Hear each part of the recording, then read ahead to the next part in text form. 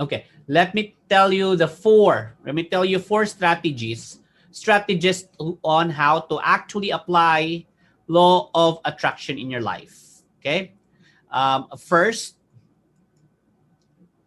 okay, okay. First is confirmation bias. Okay. What is confirmation bias? Is we seek information that confirms what we already believe. Like for example, okay. Um First is you talk about, let's talk about cars. Di ba? Since we talk about it kanina, right? You probably ask what kind of cars I really wanted to have. Then you talk to people, you know what, ano bang mas magandang cars?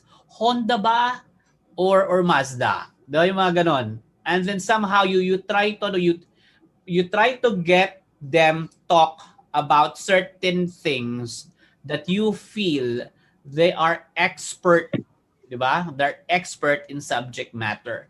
Letting them share, okay?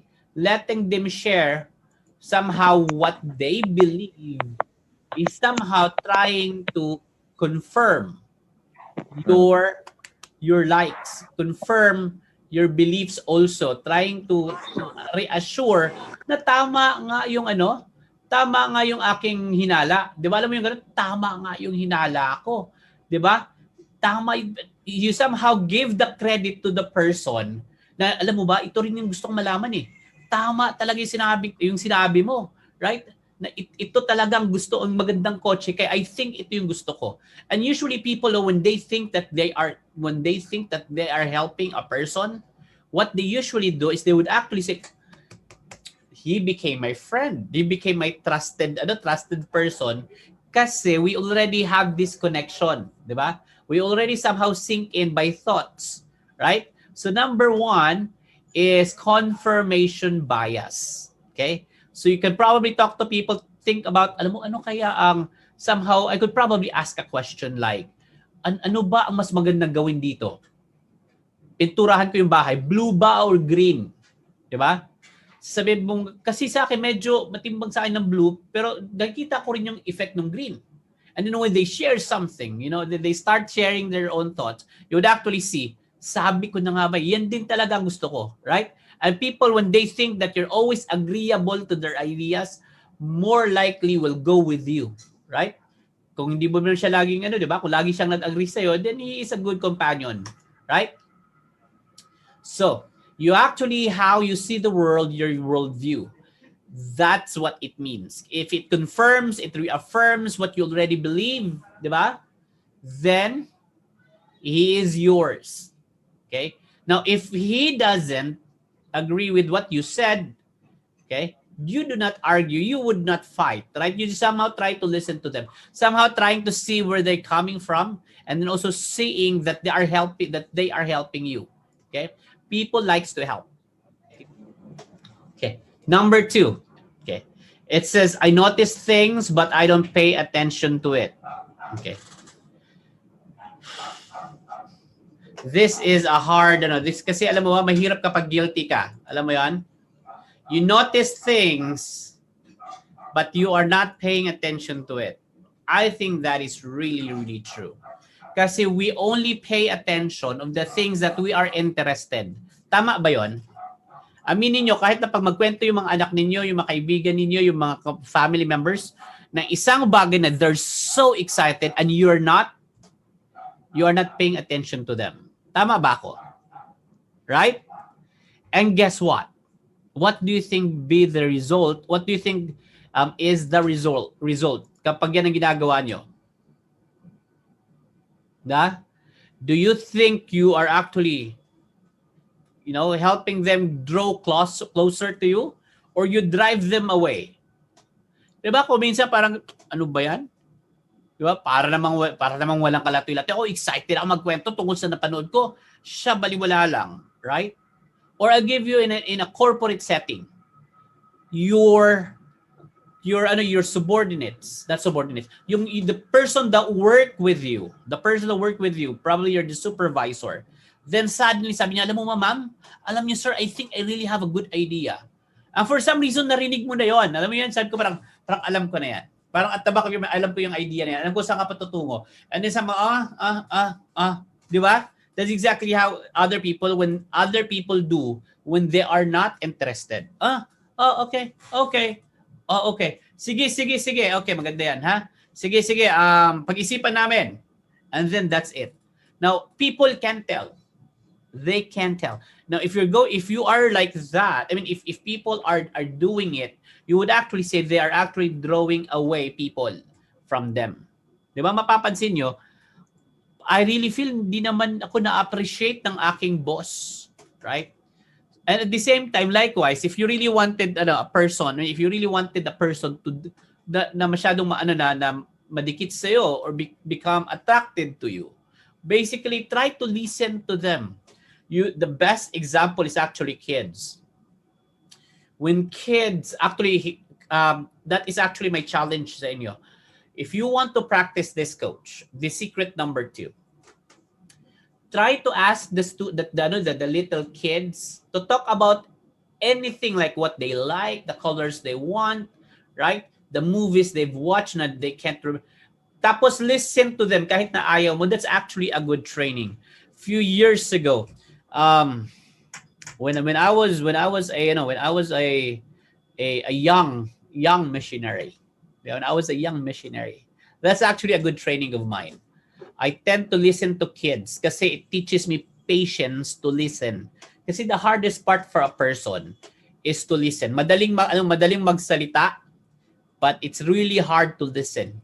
And so I actually train myself how to listen by asking questions from kids and then telling me what they think about it. Tapos I try to respond. Diba? I try to be sincere. Now, in the latter part, I found out that they become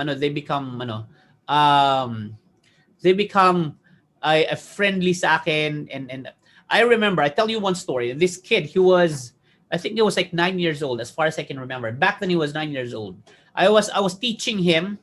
So basically, tinuturuan ko siya. At first, bago ako mag-share, magturo, I play with him. I play with him either basketball. Pagkatapos na, I try to listen to him. Now, you know what happened the following days? He's always waiting. He was always stayed in his porch doon sa kanyang veranda sa atin para maghintay sa akin. Kasi he was waiting for me to come sa bahay nila, to play with him, to talk with me, and then to listen to what I shared. So that's basically what it means. Some things, if you don't pay attention, diba? There are things that you notice and you don't pay attention to that. It actually contradicts of the law of attraction. Okay? So you have to learn to listen. That is my challenge. Coach, gagawin nyo ba? I really hate that question. Coach, I challenge you, okay, na to have this exercise at least 2 days lang, to spend at least 10 minutes with a kid, trying to ask him to tell a story about a movie they like. And then what you do is you will not talk but listen, okay? If you will do that, I promise you, you will surprise how much things you will learn from that guy or from that boy or from that kid, okay? So you need to pay attention, okay? Not just notice things, but paying attention. Okay. Next, it says, the more you give energy to something, the more you attract those things and those circumstances in your life. Okay. So, okay. Okay, next, number 3 secret. Okay. Now, we're slowly and progressively, okay, eliminate what you notice. So if you're not constantly feeding your mind with positive motivation, this is also the other side of this principle. Okay. If you're not constantly feeding your mind with positive motivation, inspiration, something that moves you towards your goals, useful information to feed your mind, you are not doing constantly. Now, if you are not cultivating your mind, it will grow weeds. Kapag katulad yan sa iyong yard, sa iyong bahay, sa iyong front yard. kapag hindi mo yan inaayos, yung damo, hindi mo kini-clear, or even your garden, weeds will grow. Now, there is one movie, I'm sure I forgot what's called. One thing that I really like when I was a kid, his dad, or her dad used to tell a story about there are two wolves in his mind, diba?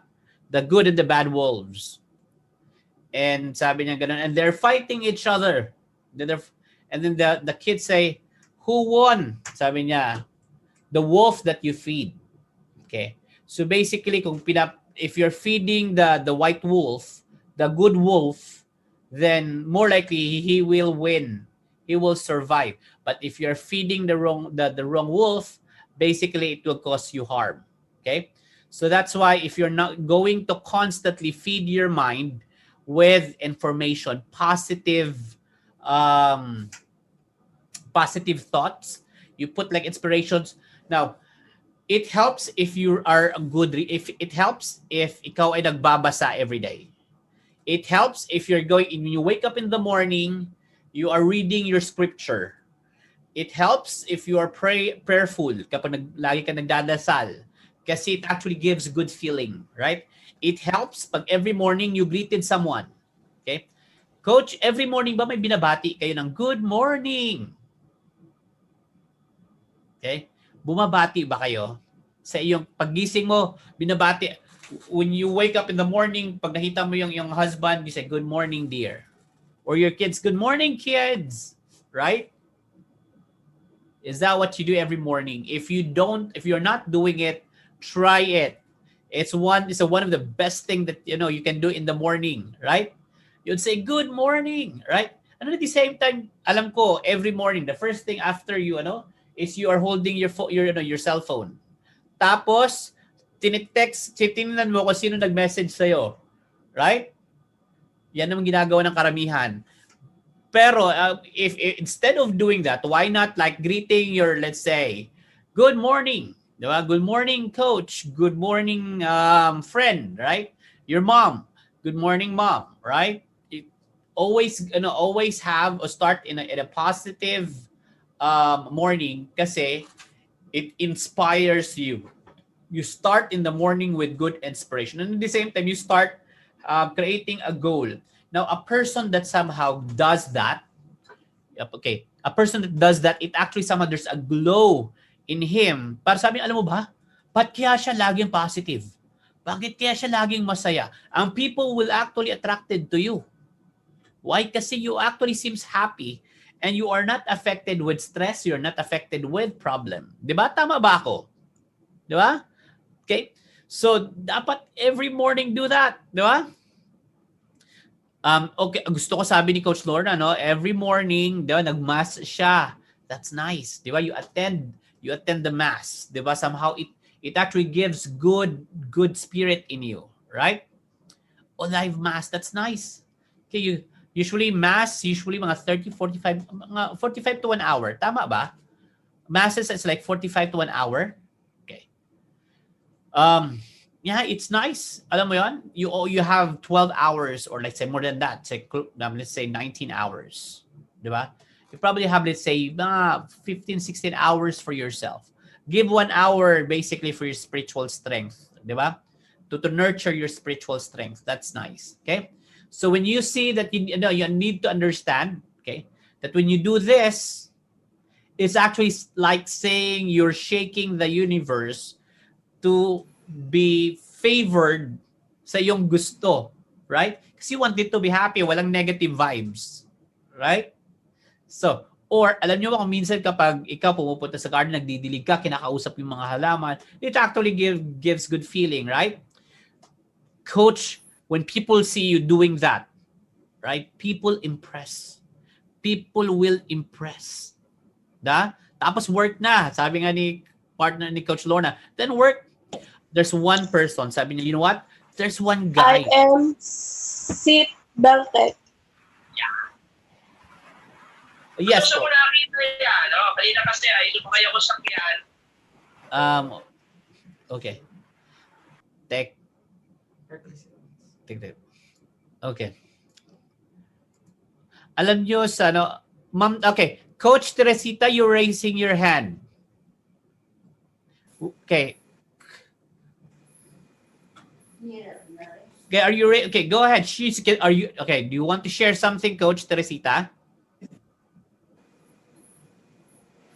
Nagtaas po kayo ng kamay? No. No, sir. No. Napindot lang. Okay lang. Sige. Kung gusto ka mag-share, okay lang din, right? Okay. Okay. I tell you this story. It was a very, very neat story. There was one man who's actually sabi, you know what? I'm very, very much impressed with this, my colleague. Bakit? Kasi nakikita ko siya kapag break time, right? First, when he comes to work, he's always happy. It seems like his life is an ideal life that most people wanted to have. And then during daw sa break, ang ginagawa namin is pupunta sa cafeteria. Ang ginagawa niya, nagbe-bake siya ng bread, ng sarili niyang bread, right? Tapos inahanda niya siya, naghahanda ng kanyang pagkain. And I thought that was very interesting for a guy like him.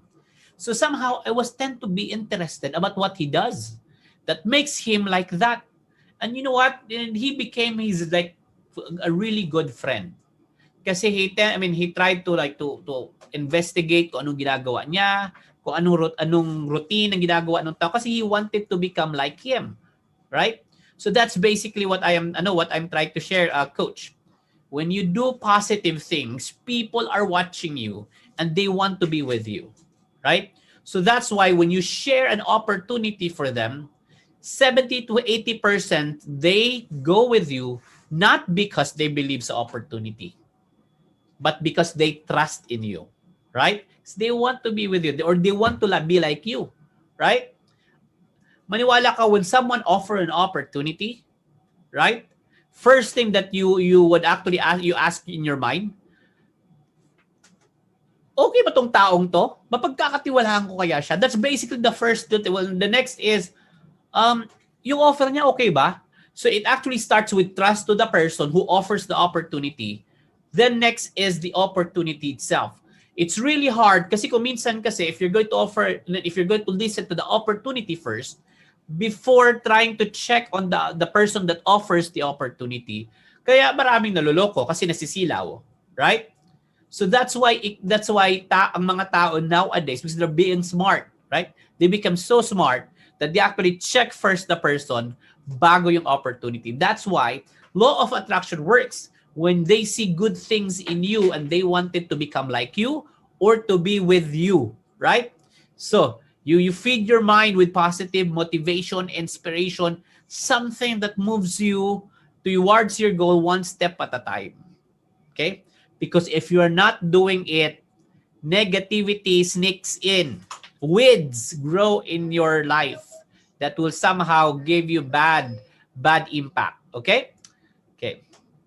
So, sabi niya, you can choose what information you consume every single day. Yeah, you can pay attention. You can, choose what channel you watch or what videos you watch or what books you try to read or how you spend your time or how are you going to use the opportunity before you. But it's actually your call. Okay. Now, that's the secret. They actually say that the universe will align itself in your favor kasi when you do things, it seems like everything draws closer to you. Parang feeling mo ay binagsak ng langit ng lahat ng kaswertehan sa buhay mo. Right? Okay. I really like sabi ni Coach, the trust must be there, of course. Yeah, because we're talking about opportunities. Right? Okay. Okay. Our next, which is the fourth keys for our law of attraction is what you say to yourself becomes your self-fulfilling prophecy. Gusto ko to since I was a kid, I really believe in these words. Now, if I will say myself that I am good, it actually motivates me to do better. Diba? If I'm saying na hindi ko kaya, 50% of the battle already lost. Diba? If it's an I'll win, diba? Bago pa nagsimula yung battle, 50% of my battle already won. Because all battle won in the mind first before in a real field. Yeah? Unang-una dapat sa isip. So what you say to yourself becomes your self-fulfilling prophecy. Pag sabi mo, kaya ko to, right? And you will not give up kasi at the first place, you already believe in yourself. I always told like my coach during my previous sa ating life coaching training with me, right? You are creating your own movie na ang bida ay ikaw. 'Di ba? Pag gagawa ka ng pelikula ng buhay mo, dapat bida ikaw. 'Di ba? Ikaw na nga gumawa ng pelikula ng buhay mo, kontrabida ka pa. 'Di ba? Ang klase 'yun. Ikaw na nga director, ikaw pa writer kasi that's your life, this is your life. Tapos gagawin mo sarili mong kontrabida. Right? Make yourself the bida in the story. Make yourself and tell yourself, you know what, your character is the lead role in this big picture. Okay? Ikaw dapat ang nag-i-initiate in doing good. Ikaw dapat nag-i-initiate to promote big projects. Ikaw dapat ang nag-i-initiate to reach out. Ikaw dapat ang marunong to listen, learn to listen to those who feel oppressed and left out. Now, if you are doing these things, coach, who wouldn't like you? Right? Who wouldn't like to be with you? Right? Unang-una, when you said, you know what, I can do this. And people would say, really? Oh yeah, I surely can. Right? So you need to do you need to do this, and people listen to you, right? Because they trusted you. When opportunity, sabi nga ito ni Coach, the opportunity knock once, so you must grab it. That's true. Thank you very much po si Coach Lorna for sharing it. Opportunity knocks once. Okay? So you must grab it. Okay? Kasi hindi makulit ang opportunity. When it was given to you, because it's an opportunity, someone will take it kapag hindi mo kukunin. Right? That's basically the how it works. If an opportunity comes to your door, they knocks to your door, and then you will not open the door, someone will let them in. So pagbukas mo, it's too late. Okay? Opportunity already someone's place or someone's house. So yeah, opportunity knock once, you need to embrace it. You need to grab for it. Okay? You need to understand, Coach, that in telling yourself that you can do it, you're helping yourself.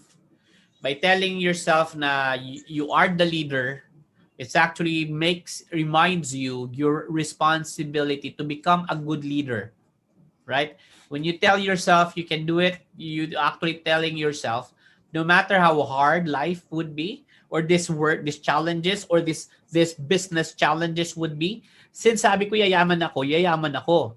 But I'm not saying today, I'm not saying yesterday, but I'll reach my goal, right? So somehow it becomes a self-prophecy, right? So do not ignore it. Do not ignore those, ulitin ko, you are making a movie of your own story.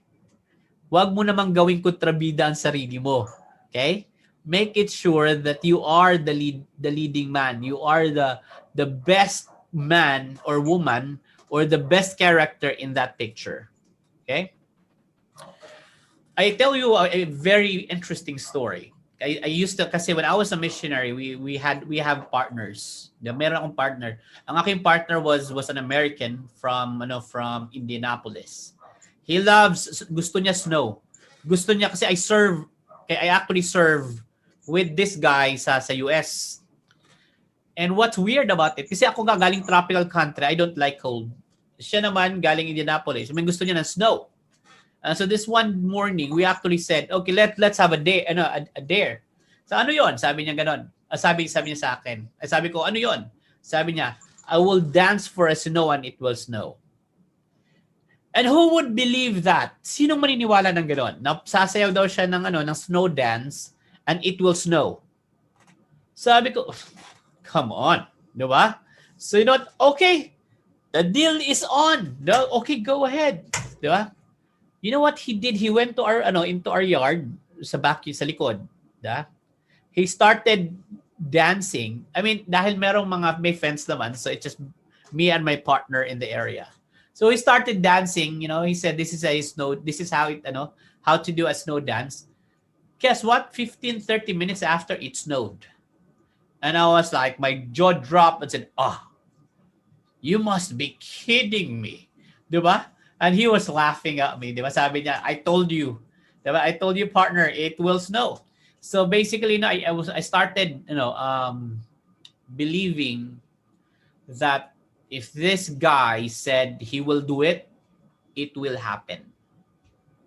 So with that, coach, also, I'm actually going to challenge you, right? You actually learn to tell yourself what you wanted to become. Make your word also becomes a self-fulfilling prophecy, right? Make it as if it is you. Kasi you're trying to work with the kind of persons you become. And when people see that, people will want to be with you. So like when sometimes when you said, alam mo ba, ang hirap-hirap na negosyo, and then you start complaining, you would actually say people will start going out or going away kasi they would think this guy is not for me, right? And when you start saying that, when you start going home and then you start talking about to your wife, yung job mo, how hard your job is, your boss is not a good boss, right? And then when you talk to people about how hard your life was, right? How horrible it was, di ba? You actually feel that people, meron ding energy na nararamdaman ng tao na, okay? I have my own problem. I have my own problem. I don't need more problem from you. Di ba? What they need is someone that will motivate them. And then, if you become more positive, yeah, that's when you activate the law of attraction. Okay? So the more you give energy to someone, the more you feed them with your positivity, with your inspiration, okay? More people wanted to be with you. Okay? So I would like you to remember that the things that we discuss tonight, the 4 secrets. Okay? So with that 4 coaches, I really would like to challenge you. Those 4 things that I shared to you, I challenge you to learn how to use it in your own advantage. Okay? Try to see yourself how to attract more people. Now, ang tawag sa amin noon, as what I said, since I was a missionary long time ago, ang tawag sa amin noon ay parang trained salesman. Kasi we tend to, when I was a missionary, they actually cannot believe that a 19 and 18, 19 years old boy can actually talk about needs to change their way of living into what I am telling them to do. So tawag niya sa amin ay trained salesman kasi we try to attract people. We learn how to attract to us. I remember this 2 people that I'm teaching. Sabi niya, you know what? For some reason, no, ang gusto kong sabihin, I am surprised kasi alam ko na hindi naman lahat, this is a very interesting thought, sabi niya. It's a word galing niya sa akin. Alam mo, ang napapansin ko sa mga katulad ninyo, hindi naman lahat gwapo. Di ba? Hindi lahat matangkad. Di ba? Pero lahat kayo attractive. And I smiled. Sabi ko, what makes you say that? Di ba? Because there is something in you, in all your group, in basically the missionary, that makes me want to be with them. Diba? So because they feel the energy. Okay, they feel the energy that we radiate. And that's because of what we do every morning, what we think every day, what we feed our mind, okay? What we prophesy for ourselves of what we want to become, what we notice to the people, and what we try to listen to them, okay? And when we do that, those 4 things, people feel that we are worth of their time. Feeling nila, their time is worth to listen to this guy because they are telling something for my good. I mean, for my good and then for my family. So that is basically the key for this law of how the law of this law of attraction that will work with you, or that will work with what you do. And it's also, I believe that this is also one of the secret why people that have this kind of practices in their lives are successful. Yeah. Meron talagang tao na sabi niyo, alam mo, parang feeling ko napakaswerte mong tao. Parang feeling mo, ikaw na yata, lahat ng opportunity dumadating sa'yo. Why? Kasi when their boss talk with them, they actually can tell about their optimism. They can tell their positivity. They can tell about the kind of persons they are. So like you then, ganun din, if you will do that, try to practice it. Gaya na sinasabi ko kanina, kasi this is what I do back then. I try to talk to a kid. Kapag nagustuhan ka ng bata without giving them a candy, di ba? Ibig sabihin, gusto mo ng candy, best friend na tayo. The reasons why I'm using kids rather than adults, kasi kids kasi when you're trying to try to listen to kids, sometimes you don't have more patience kasi feeling mo alam mo na. Di ba? Kasi they actually share very simple, kumbaga sa Tagalog, payak na ideas that you would think na, okay, alam ko na yan. But when you really become patient, then it's easy to handle people, grown-up people, who actually have a lot of things to say, kahit na hindi man lang interesting para sa'yo. But when you listen to them, di ba? That's when you become a winner to the lives of these people. So, Coach, that is my training for today. Is the law of attraction, how the law of attraction works in you, in your career, in your family, in your vocation, in your work, okay, in your work, and even in your business. Okay, sabi nga nila, once you do this, that will become the secret of your success.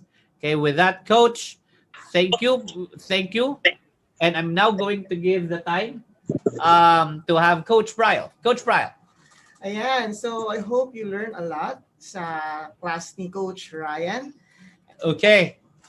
Coach, good evening and win their hearts. Okay. Thank you po.